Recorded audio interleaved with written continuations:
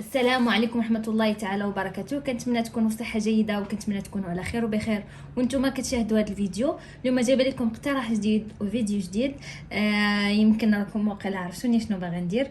اليوم غادي ندير واحد طاغطوليت ديال الفريز. صراحه كتجي غزاله. تبعوا معايا الفيديو من الاول حتى الاخر باش نشوفوا الطريقه ديال التحضير ديالها.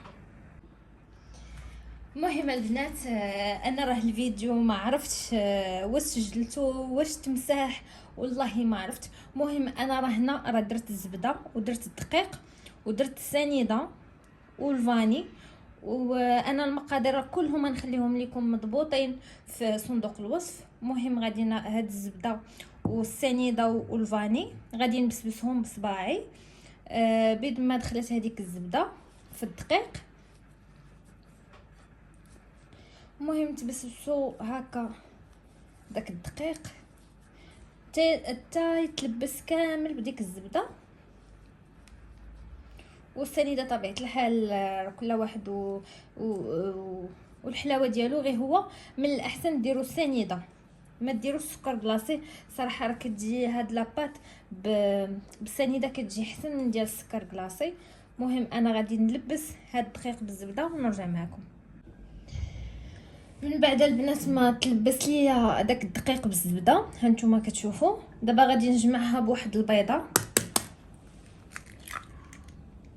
وإلا ما قداتكمش هاد البيضه تجمعوها بشي 2 معالق ديال الماء ولا 3، حيت هاد العجينه ما كتبغيش تدليك، تجمع غير بالصباع. هذيك البيضه راه ما جمعتش ليا العجينه. المهم راه كتزيدوها واحد 3 ديال المعالق ولا 2 على حساب الدقيق عندكم واش كيتشرب ولا لا. المهم نتوما كتعجنوها غير بصباحكم. هاد العجينه راه ما تتبغيش تدلك، وانا متاكده الا جربتوا هاد لاباط غتولي عندكم هي المعتمده. صراحه كتجي هشيشه وكتجي بنينه، وصراحه الحاجه ديال الدار راه ما كاينش بحالها.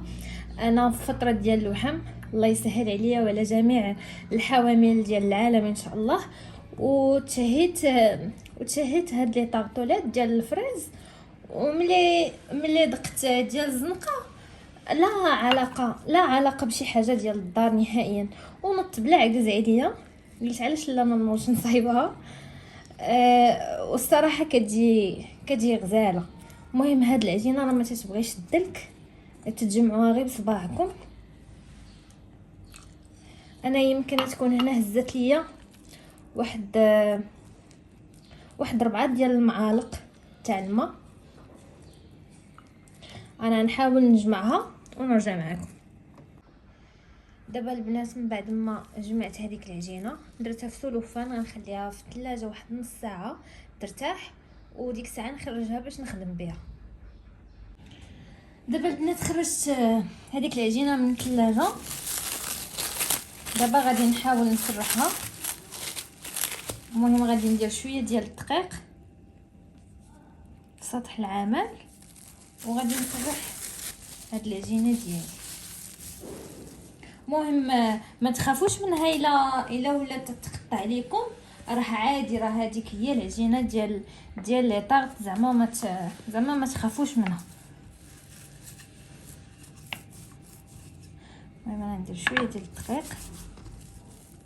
هي راه كتعذب واحد شويه، ولكن الصراحه النتيجه ديالها راه كتجي لذيذه بزاف. المهم نتوما ضروري ديروا الدقيق باش ما تكرفسوش معاه.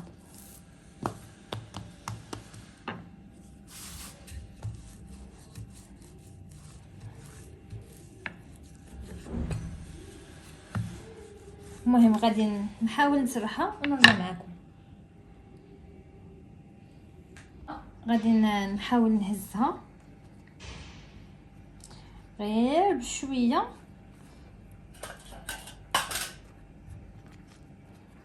اذا تقطعت لكم راه ماشي مشكل، راه بامكانكم تقادوها.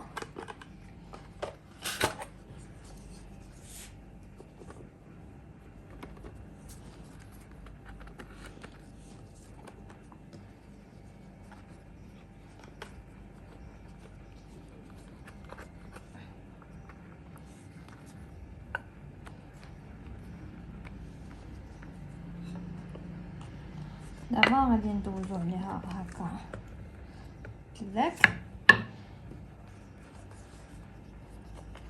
هاد العجينه هادي راه مازال نعاودو نديرو بها وحده اخرى. دابا نحاول باش نقادها ونرجع معكم. السمك ديالها البنات كتجي قد هكا، ما خصهاش تجي رقيقه وما خصهاش تجي غليظه. دابا غادي نحاولوا نضغطوا عليها من هنا باش تشكل معنا، باش يتشكلوا لنا دوك السنينات.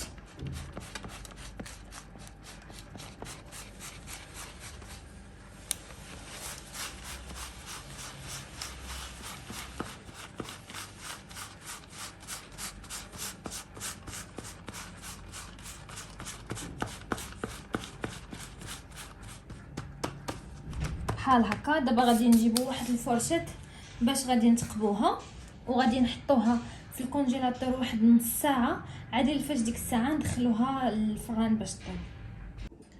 دابا البنات من بعد ما خرجتها من المجمد غادي نحاول نتكها هكا. غادي غنتقبها كامله ومن بعد غادي ندخلها للفران يكون حراره متوسطه بين الخفيف كاع، ونخليوها 15 دقيقه وتكون بعيده شويه على العافيه. نشعلوا عليها من التحت بيد ما طيب لينا واحد شويه، ومن بعد نشعلوا عليها من الفوق. بعد ما تقبتها كامله على هذا الشكل دابا غادي ندخلها للفران. مهم اللي خايفها تنفخ ليه في الفران راه يدير عليها بابي سيرفيليزي من الفوق ومن الجناب، ومن بعد يبقى يحط الحمص ولا اللوبيا باش تقليه لاباط زعما باش ما تنفخش ليه. المهم انا في الفران كنعرف نتعامل معاها باش ما كتنفخش ليا وكنتقبها مزيان هكا. مهم التفادي البنات اللي يلاه اول مره كيبغوا يجربوها ولا كتنفخ لها في الفران، من الاحسن دير عليها شويه ديال الحمص ودخلها طيب. دابا البنات ناخذ واحد الكاسرونه غندير فيها الحليب،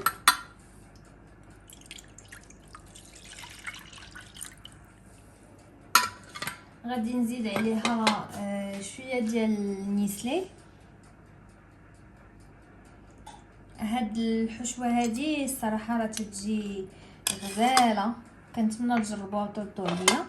عندي واحد جوج ساشيات ديال الفاني، وعندي شويه ديال الكريمه سوا ديال الطياب سوا الكريمه السائله ديال الحلوه. المهم حنا تنبغيو غير داك لوغو اللي تاع الكريمه وصافي. اللي ما عندوش ما يديرهاش.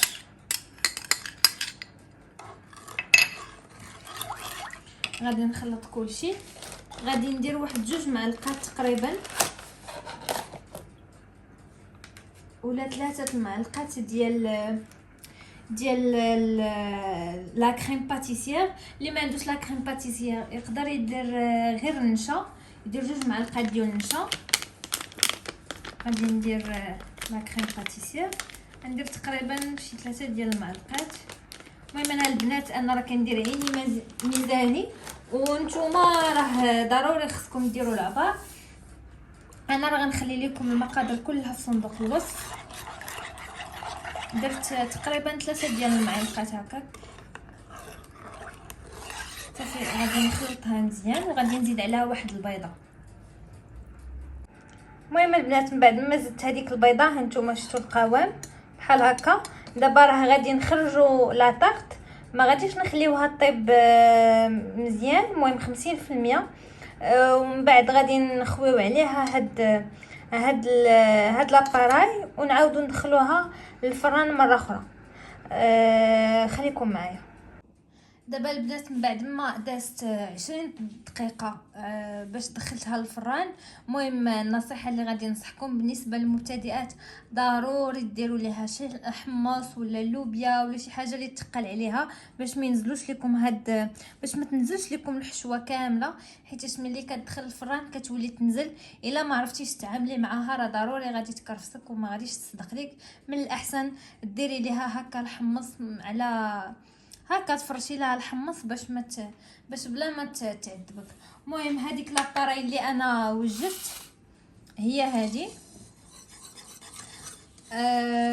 مهم رزت عليها بيضه، وغادي نخلي لكم المقادير كلها في صندوق الوصف. دابا غادي نديرو غنديرو هاد لاباراي هنا، وغنعاودو نرجعو لاطاغ طيب. بسم الله.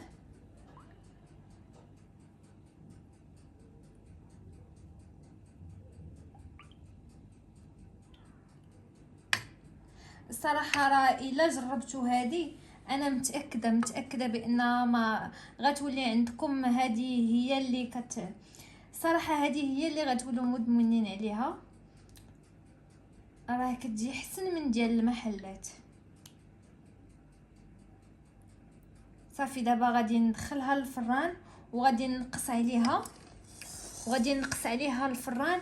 غندير عافيه مهيله بزاف وندخلها للفران. غادي نشعل عليها من الفوق ومن التحت باش تكمل الطياب ديالها، حيت ديك 20 دقيقه اللي حنا دخلناها الطيب راه ما طايباش مزيان. المهم دابا غادي ندخلها ونعاود نرجع معكم.